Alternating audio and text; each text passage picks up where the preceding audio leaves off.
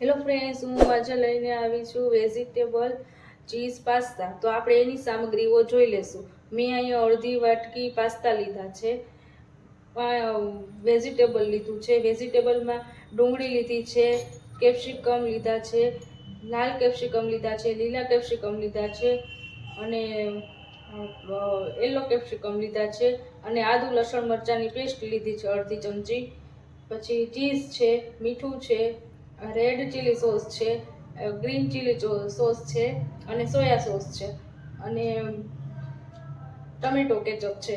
અને અહીંયા આપણે બોઇલ કરવા માટે દોઢ ગ્લાસ પાણી લઈ લીધું છે. એમાં થોડુંક નમક નાખી દીધું છે.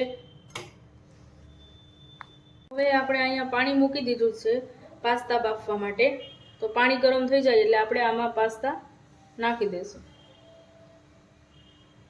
હવે આપણું પાણી ગરમ થઈ ગયું છે. આપણે પાસ્તા બાફવા માટે પાસ્તા નાખી દઈશું, જે અડધી વાટકી આપણે લીધા હતા. હવે આને આપણે 10 મિનિટ બાફવા દઈશું. હવે તમે જોઈ શકો છો કે આપણા પાસ્તા બફાઈને રેડી છે. તો હવે આપણે આને કાઢી લેશું. આપણે ગેસ બંધ કરી દેશું. હવે અહીંયા એક કઢાઈ લઈ લીધી છે. એમાં આપણે ચમચી તેલ નાખીશું.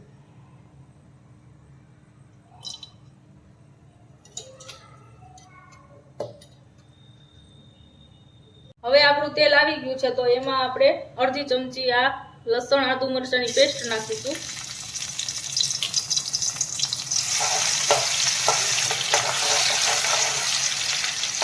અને થોડી વાર સાંતળીશું.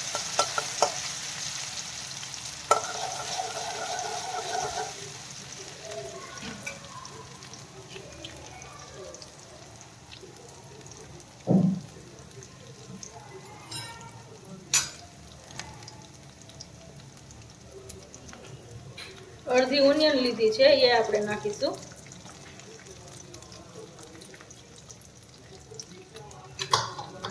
અને થોડી વાર શાંત પડવા દઈશું.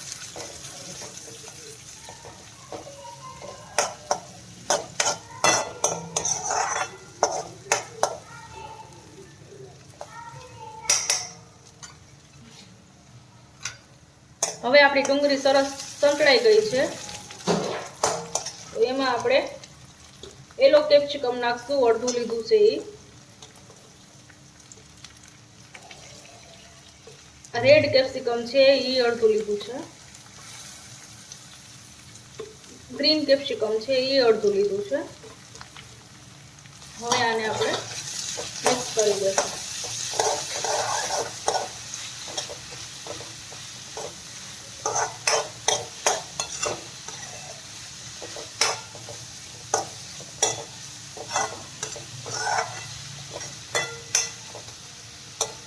હવે આમાં આપણે સ્વાદ પ્રમાણે મીઠું નાખીશું.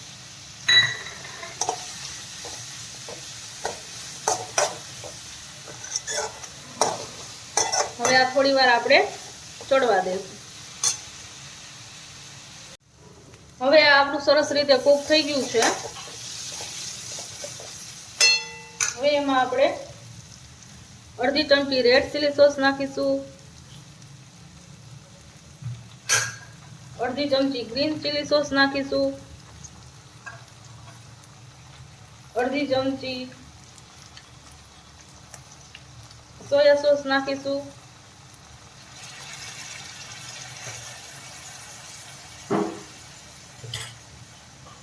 અડધી ચમચી ટમેટો કેચઅપ નાખીશું.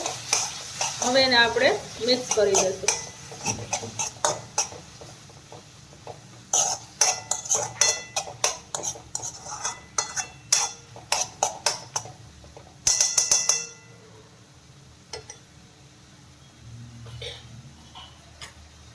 અડધી ચમચી આપણે પાસ્તાનો મસાલો નાખીશું.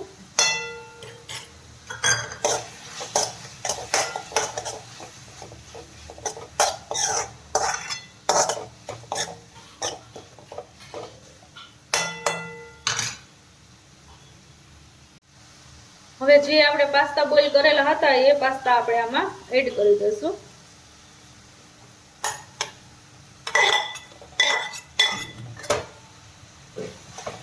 હવે આપણે હલાવી લઈશું.